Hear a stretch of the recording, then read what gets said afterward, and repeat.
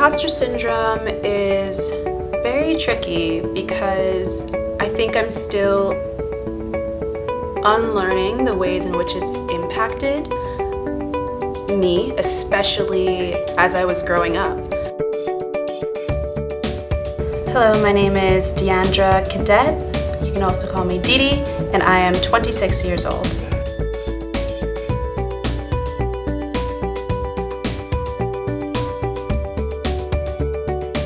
Founding InterAction as a 22-year-old young Black woman from the East Coast who did not come from a family of wealth, deciding to start an organization. And all the stories that I heard, I specifically remember like Disney Channel showcasing the stories of young people starting nonprofits or whatever, and most of them were white young kids that probably had a lot of wealth, that had a huge network in their churches and in their community that kind of gave them that startup funding.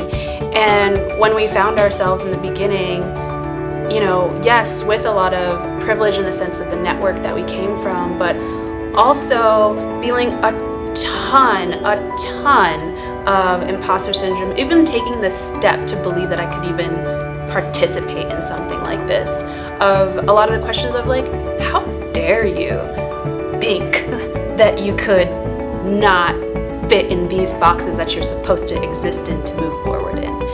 And that was really, really hard, and to know also that I only saw these very particular boxes for myself because one, I didn't necessarily see other representations of it, but then two, a lot of the people around me were reinforcing that when I tried to step out of line of it.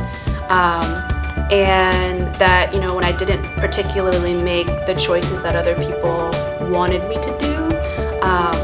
And then once I finally was in those spaces, it was once again, feeling that I shouldn't be doing this, that I don't have the background to do this, that somebody else should be doing this, that I don't belong here, that no one is listening to me. And many of these things were true because people weren't listening and people didn't think that we belonged there. So in many ways it was true, but it just double heightened it.